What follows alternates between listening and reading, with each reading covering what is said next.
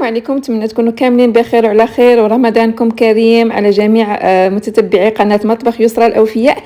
اليوم جبت لكم هذا العصير بثلاث مكونات فقط، منعش واقتصادي وبنين وكاع المزايا الزوينه فيه. ان شاء الله غادي يعجبكم وغادي تعتمدوه ان شاء الله بزاف في رمضان. كيف كتعرفوا كنبغيو بزاف ديال العصائر في رمضان للسحور ووقت الفطور. اقتصادي جدا كي قلت لكم بثلاث مكونات فقط، والتحضير ديالو سهل ما ياخذش منكم وقت. يلا معايا نتعرفوا على المقادير وطريقه التحضير.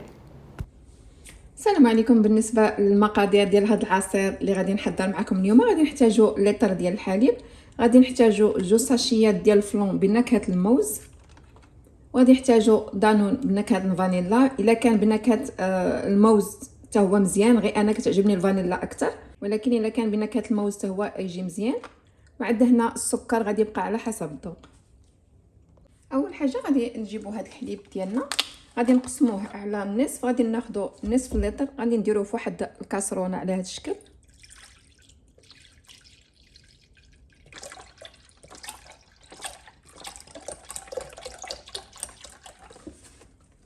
ونحتفظوا بالنصف الاخر، ثم نضيفوا السكر كيبقى على حسب الذوق، تقدروا تزيدوا من بين 3 ملاعق حتى ل 4 ملاعق كبيره على هذا الشكل.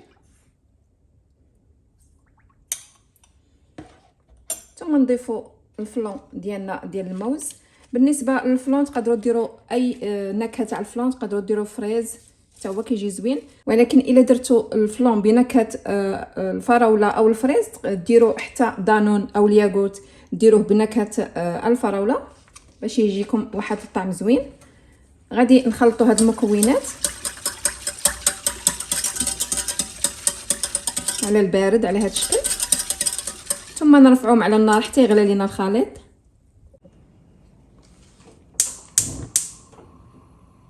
ثم فوق النار غادي نبقاو نخلطوا هذا الخليط ديالنا حتى لدرجه الغليان، حتى يغلى لينا مزيان.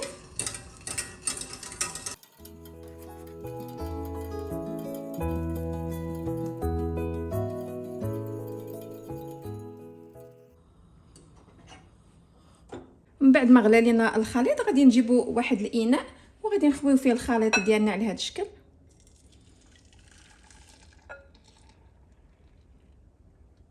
غادي نخويو فيه الخليط ديالنا وغادي نخليوه حتى يتماسك تماما، ونخليه غير في المطبخ ما بلا ما نديروه في الثلاجه، لانه كاين الحال بارد ما يحتاجش يدخل الثلاجه، يبقى غير هنايا حتى يتماسك لينا مزيان.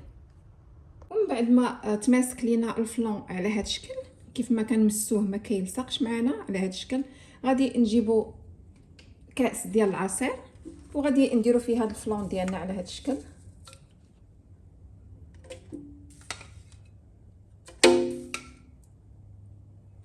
هذا العصير صراحه كيجي زوين بزاف، كيجي منعش وبواحد المكونات اللي سهله بزاف ورخيصه.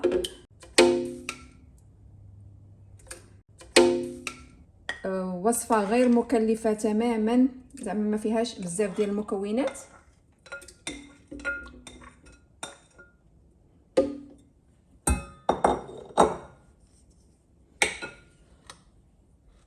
وغادي نضيفوا عليها نصف كميه الحليب ديال اللتر اللي خلينا،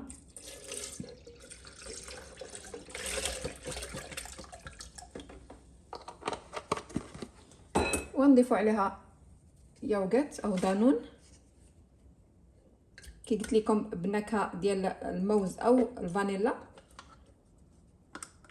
ولا درتو شي نكهه واحده اخرى ديال الفلون غادي ديروا بحالها دانون. وغندير هذا العصير ديالنا يتطحن ما بين دقيقه وجوج دقائق.